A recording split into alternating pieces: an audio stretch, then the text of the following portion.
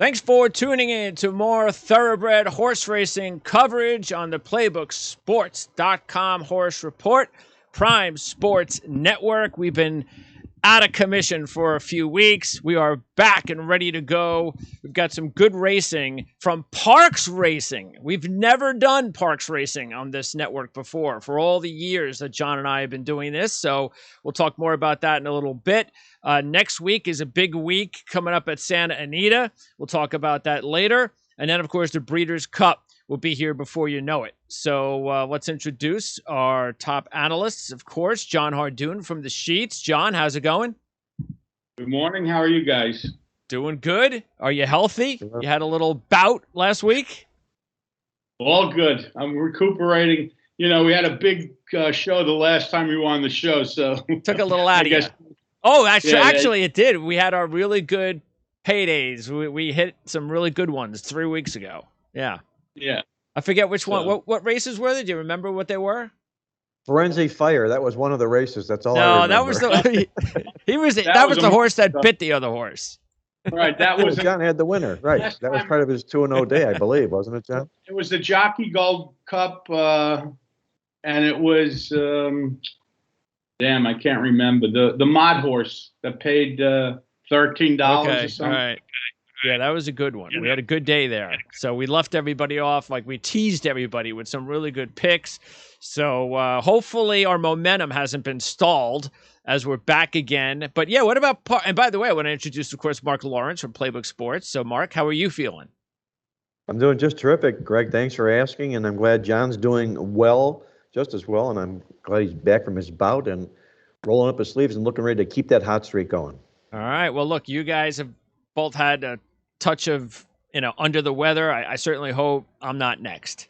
So they're gunning for you. All right. Why are we doing now? I know why we're doing Parx, because of the big racing. Everybody's at Parx, but we've never done Parx before, Jon. How come? Why is that? Well, it usually falls out when Belmont has something going on, or there's other races around the country. But I think people are going to be avoiding Parx tomorrow, so why not be the only game in town? Okay. We're doing a track that other people probably won't be doing. They'll be busy with Churchill and Belmont. But the good race, the great races are at Parx tomorrow, so why not go to Parx? Yeah, and of course the big one, which will be the second race we're going to handicap, is that Pennsylvania Derby that has a Haskell winner, a Wood Memorial winner, and a Kentucky Derby winner. Is everybody in the field? Well, Medina Spirit, who crossed the wire first, but has yet been declared the official winner, he's going to scratch. Baffert's scratching. He claims he doesn't like the post position. I think it's nonsense. Baffert has never ducked before in his career. He's always takes them head on. It's a surprising move. And either they're watching them, real close, or whatever the case may be. And the truth of the matter is, Medina Spirit, in my opinion, had little or no chance to win that race off of the sheets. He was slow. True. So he's trying to maintain the value. He wants to obviously pick spots where he thinks he has an edge, but he's scratching tomorrow. He would have been the favorite, and he's going to be out. And he's also scratching Private Mission? Correct. In the 11th race, the Cotillion, also $1 million race, he's scratching Private Mission as well. Yeah, that's too bad, because that's also, that would have made things more competitive. That was that was a horse that looked like he was trending in the right direction. I'm not sure. Yeah. Not sure what the excuse is there, but unfortunately, Bob Baffert has kind of ruined things for some of us. He doesn't care. Horse race. All right, let's get to it. We're going to start with the 11th. And this is, by the way, as you can see, we have a new template here. So because of the new template, unable to figure out a way to put the sheets in there and make it look good. So if I can figure it out for the next few shows, I'll do that. If you want to see the sheets yourself, well, you have to buy the sheets. And you can also get a really good offer. You know where to go. All right, let's go ahead and talk about race 11. And this is going to go off about 5 o'clock on Saturday, a mile and a 16th. This is the Grade 1 Cotillion. This is $1 million race for fillies, 3-year-olds. And we're going to start with the 1. obligatory, a 10-1 shot. Jose Ortiz is on board. This horse had a win in a Grade 2 race in April. That was the best race of her career. She ran an 8 in that race at Churchill, but she didn't run an 8 before that. She hasn't run a single digit since then. What about the 10 obligatory, John? She's not. Oh, she's the 1 horse. The 1. She's not the 10. Yeah. Well, what did I say? The 10? Yeah, I meant 10-1. Okay. It's a 2-turn race, and only to try around 2 turns was at Fairgrounds some races back. But I think she's better sprinting. You know, that was the worst race that she's run all year. Was that race? 4 races back around 2 turns at Fairgrounds. That was also without Lasix. You know, and she hasn't been on Lasix since then. I don't like this horse. I think you have much better options. Were you looking at the 1 at all, Mark? Not really, no. Looking at the sheet numbers here, they're going the wrong way in John's direction that I see. The horse is not improving any at all. Lightly raced, good connection with Mott and Jose Ortiz, but I'm not really interested in the race. Only 1 time at the distance, didn't hit the board. I think there's other better fillies in this race. Okay, now the other 2 horses next up are 12-1 shots, Allworthy the 2 and Will Secret the 3. Neither of them have ever run in single digits. If you had to pick one of these 2 horses, which one would you pick, John? Probably Will Secret, but not, you know, but again, I don't think either one of them have a chance. Sure. But if they were in a match race by themselves, or you bet a matchup horse against horse in Vegas, I would take Will Secret over Allworthy. Yeah, the thing I noticed about Will Secret was if you look back at the very beginning of her career, she really did a good job last year of improving her first 4 races, then started this year okay, got up to a 10 in April, but then had that really bad race at the Indianapolis Oaks, and then came back with a 12 at the Alabama. So, look, I agree. I think if there's a horse that may have a shot to run an all-time best, it would be the 3. But, yeah, there's better horses here. Okay, let's go to the 4. Maracuja? Are we going with that? That's what it is. Right, Maracuja, an 8-1 shot. And this is a horse coming off of 15 at the Alabama. And not surprising because the race before that, she had an all-time best 7. She hadn't run anything better than a 13 before the 7. So you had the obvious bounce in the last race. So can Maracuja head back into the right direction, John?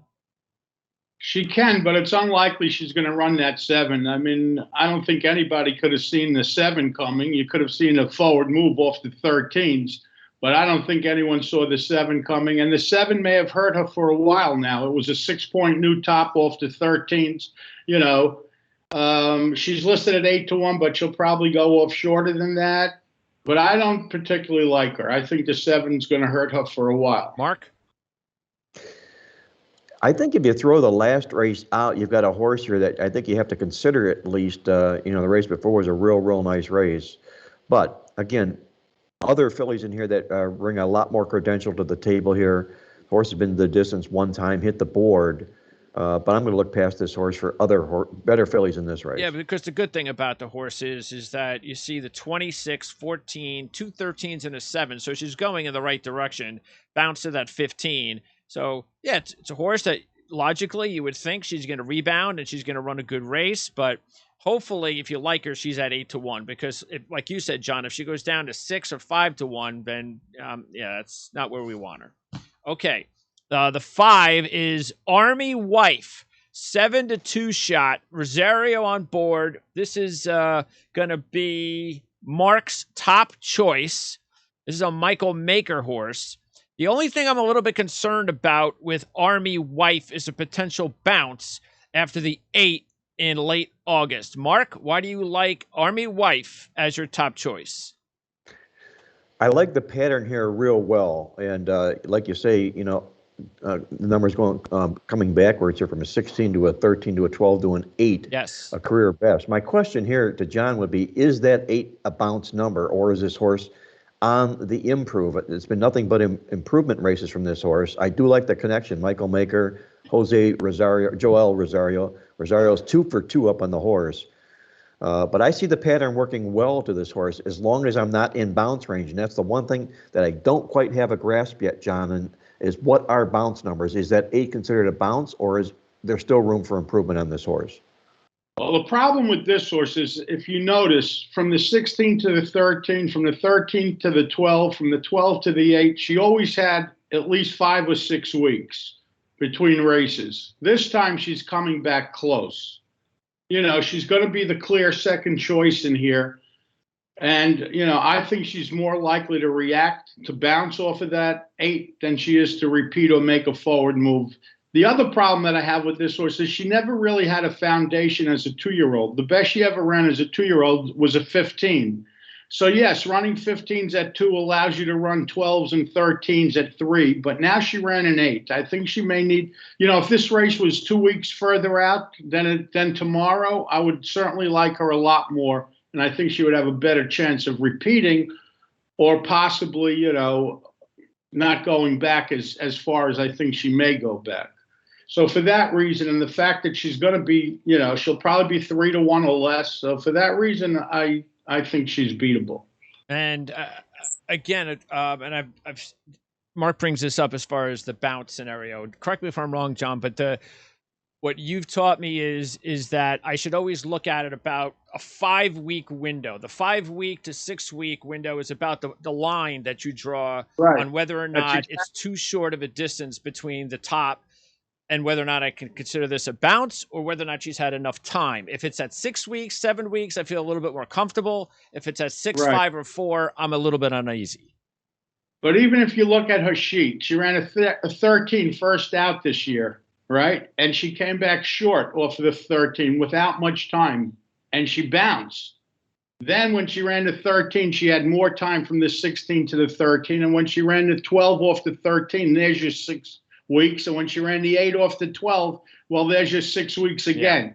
Yeah. Now it's a shorter period of time. So okay, that's the problem I have with her. Okay, let's now talk about your top choice. How do you pronounce the name of this horse? Clairiere, a 2-1 shot. Sounds a very lovely name, Clairiere. I'll just keep saying that. All right, now this horse is also coming off a top 8. But there's a difference. It's only a 2-point top. And if you look at this horse from the beginning of her career last year, she really has never done anything wrong.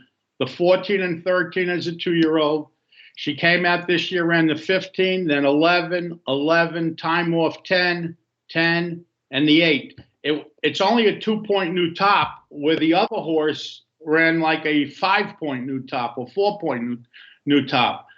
You know, so for that reason, and the fact that she's never gone backwards, every race is better than the previous one this year, every single one of them. And she did have trouble last time out, and it's only a 2-point new top. I think she has a good chance to repeat the 8. And if she runs the 8, well, I don't think there's anyone in this field that could beat her. And she's also used to running 4 weeks, 5 weeks, and it not affecting her. Exactly. Yeah. Oh. She has the same time off now that she had coming into her previous race. All right. Again, Clairiere is the favorite of the race right now at 2-1. You believe that she'll hold on as the favorite, right? No, she'll be the favorite. Yeah. You know, she may even be short of. It's Asmussen and Santana, and they do terrific together. And the horse is used to going a distance of ground. She never runs shorter than this. You know, so I don't like picking favorites, obviously, but sometimes you have to take what they give you, and that's the situation here. All right, now let's go with Private Mission going to be scratched. We'll go with my top pick, always Karina, a 6-1 shot. Couple of things that I decided to go with this horse. Obviously, very impressed with the 7 first time out. Now, she's only run 4 times, 3 times since. She hasn't been going the right way, but look, this is Chad Brown. She's a very lightly raced horse. I still think that she's got more than enough time as far as her career, and she's had time off since August 7th to kind of move back into the right direction. I don't want the odds to be much lower than 6-1. And again, I'm trying to look for somebody to knock off the 2-1 shot, and I think this is not a bad number at 6-1. What do you think about always Karina, Mark? Well, you got a Chad Brown, Johnny Velasquez combo here. That's real favorable for the horse. And if I look at this race here, been at the distance one time, hit the board, but ran a 7 the first time. John, is there any horses that you see run 7s that can't do anything but get in trouble moving forward from that? I mean, to move forward from a 7 after your first race, you're going to encounter trouble somewhere along the way. The horse has done a little bit of that, but I see where Greg's coming from a value standpoint in the race. If you run that big 7, is there room for improvement? If she runs a 7, she wins. But here's the problem. The 7 that she ran, first of all, she had no races at 2, which is okay. I mean, it's not a great thing. You always want to see a horse with foundation as a 2-year-old. But the 7 she ran first out was on a sloppy track. So was it the slop that ran the 7? And there's obviously a chance the track will be off tomorrow. And if it is off, it helps her. The problem I have with this horse is 2 things. First of all, she's never been around 2 turns. The distant race at Belmont is around 1 turn. A mile and a 16th at Belmont is only 1 time around. So now this is a totally different game when you're going twice around. You have 2 turns in this race. So the distance race at Belmont was 1 turn. The distance race before that at Belmont was 1 turn. But the biggest problem I have is the last race should have been better than the 12. If this was going to be a serious horse, she had that 7 to go back to, that she ran first out. Why the 12 last time out? Why not better than the 10s? So to me, I look at that as a little negative. I understand I'm nitpicking, but that's what I'm supposed to do. I'm poking holes in this. If you get 6-1, you're supposed to use the horse certainly underneath the 6 Clairiere. But there are just too many things that I don't like about the horse. I don't like the fact that the 7 was run on a wet track. And I don't like the fact that she's never been 2 turns. And I don't like the fact that her last race was a 12 when she had the 7 to go back to. And if she was going to be a serious horse, she would have made the forward move last time out, and she didn't. What is explain again, we like to do this every once in a while as well, the difference and why it's hard for a horse to encounter a 2-turn racetrack when she's never done it before. Well, it's totally different. You go, even though it may be the same distance, from point A to point B, but when you go around 2 turns, you do different. It's a different running style. You're running harder. When you have 1 turn, you get to relax the horse. It's like it's like an extra long sprint race. You get to sit back and make that 1 move, whatever it is. But when you're going around 2 turns, it's completely different on the horse. They run at different points in the race, and it takes a little bit more out of them. Yeah, it's a lot harder to go 2 turns than to go 1 turn. Okay, the last horse in the field is the 9, leader of the band, a 12-1 shot. Now this is the hometown horse, and the hometown rider, I would assume too, because we don't ever talk about Frankie Pennington. Well, he rides this horse all the time. He's ridden her in 7 of her 8 starts. So what do you think about a horse that is familiar with the track, 6 for 6 at the track in the money, a couple of wins at this track, running a couple of 12s? It's the only thing she's ever done, accomplished were back-to-back 12s and 3 12s in the last 4 races.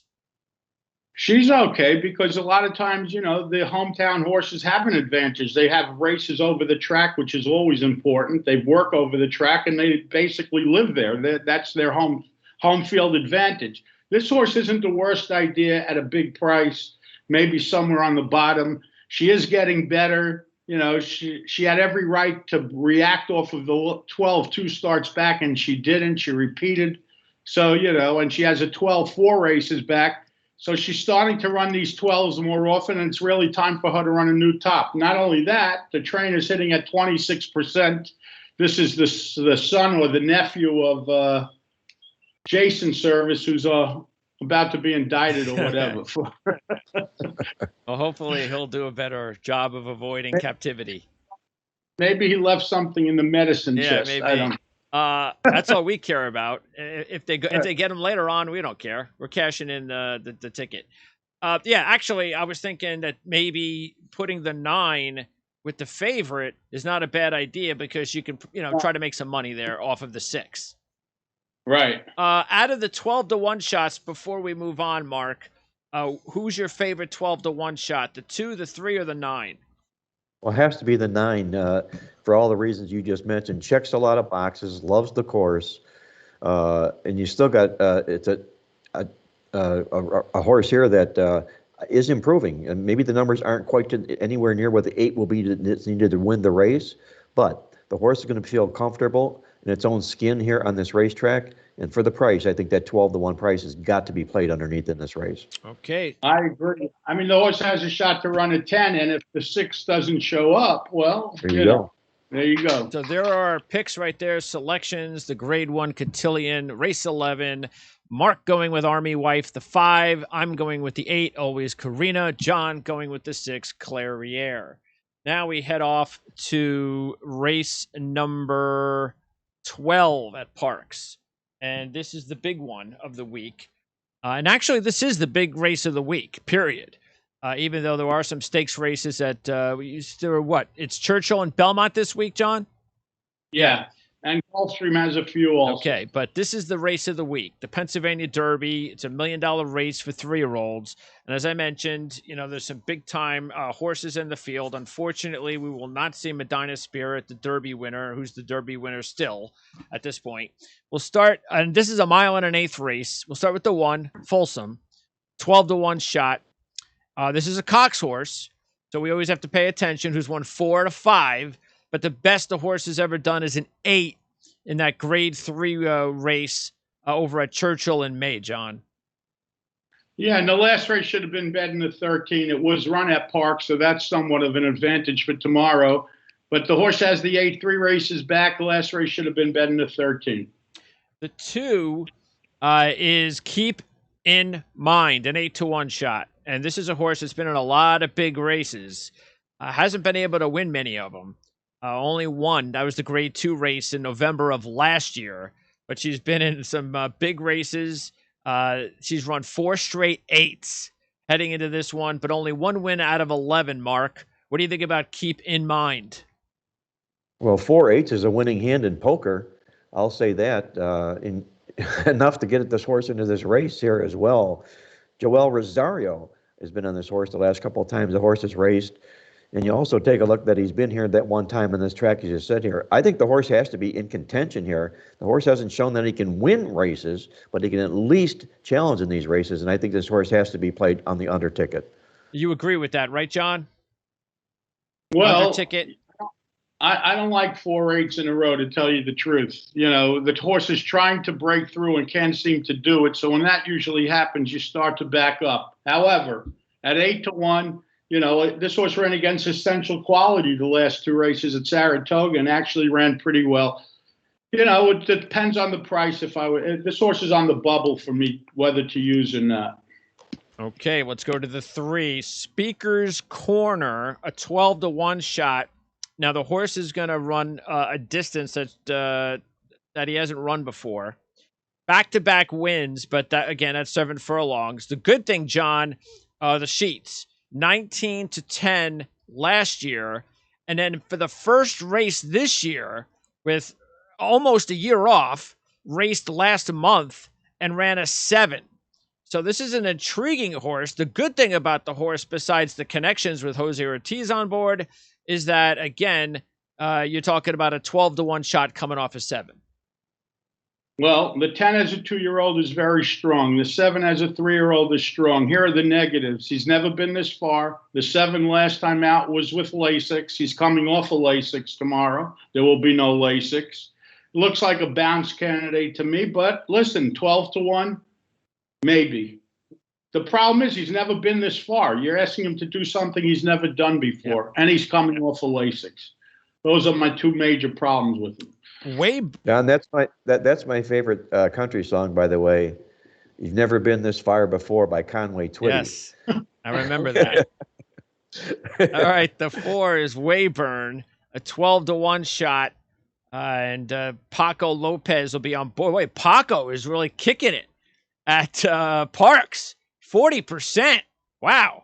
Anyway, this horse ran a 9 in March into Gotham. That was the win.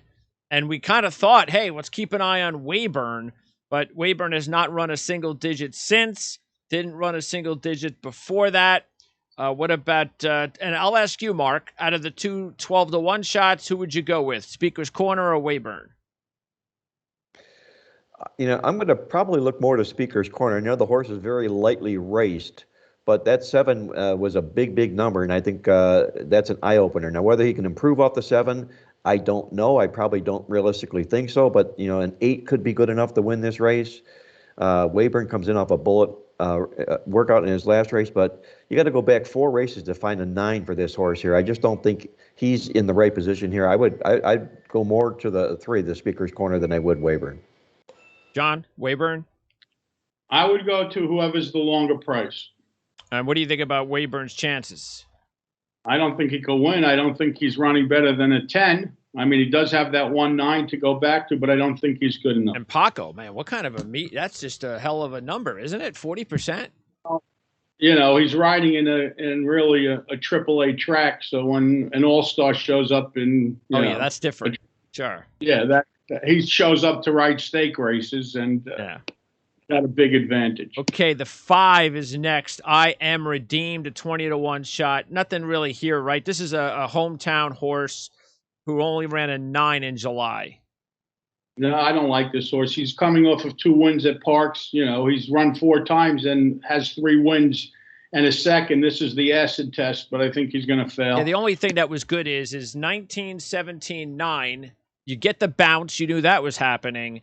So you'll get another forward move, but you're still asking for way too much of a forward move. Right. Okay, the 6, Borbonic. Yes, Borbonic, who killed me in the wood. The 72-1 shot. Big surprise. Hasn't done anything since.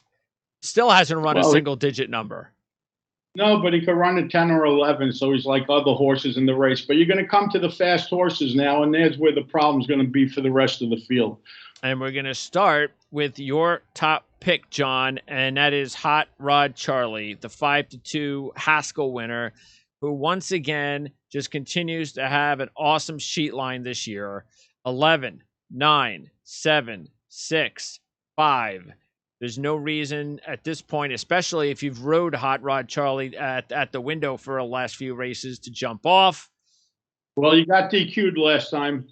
That's he got true. disqualified. He knocked the horse over, but that wasn't his fault. That was stupid Monmouth with their no whips. But his line is about as perfect as you could get. The spacing is perfect. He's got time between races. O'Neill's done a terrific job with this horse. You're getting Flavian Pratt, and he is the most likely winner in the race. What do you think about Hot Rod Charlie, Mark? I'm just wondering, John, like you say, this perfect line on this horse, it's almost like we're talking about essential quality.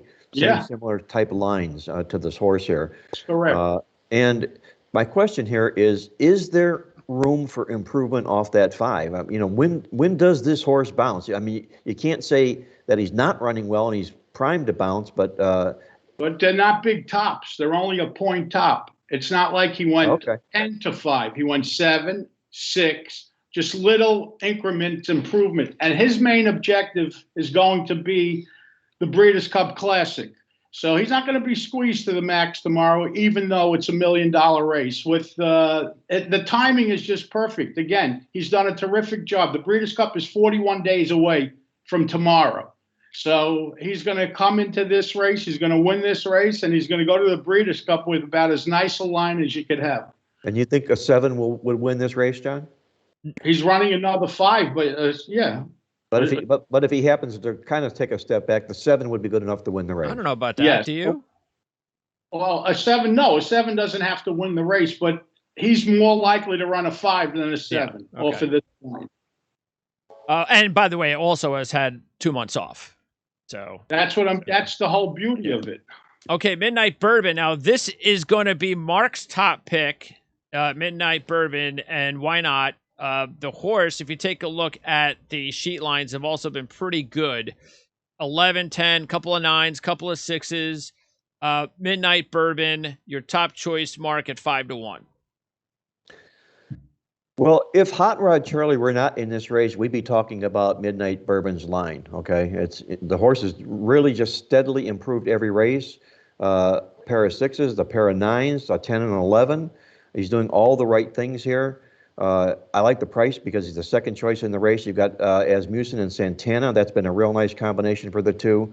I only go here, and I go here, one, because of the line, and two, or the odds, I should say, and two, because my concern was about Hot Rod Charlie, perhaps looking ahead to the Breeders' Cup and maybe not improving off that 5. But there's no knocks to be found on Hot Rod Charlie here. But it's kind of hard for me to be a chalker, and I'm going to go to the 5-1 horse here, who's, you can't fault this horse's sheet lines. I think they're really nice. The only problem I have with this horse is this race may be too close to the 6. You know, he's got a shot to react off of it. But the line is certainly nice, like you said. The race 2 starts back, he fell down. Other than that, he's never really done anything wrong. But this time, the race may be close. This is less than a month since his last race. Yep. So to me, that's somewhat of a concern. I think he's going to run better in the Breeders' Cup than he will tomorrow. You see, if you get the bounce tomorrow, well, then you're going to get a real nice value play on this horse for the Breeders' Cup. So okay, no Medina Spirit. Medina Spirit would have been the favorite, the morning line favorite at 2-1, but no Medina Spirit.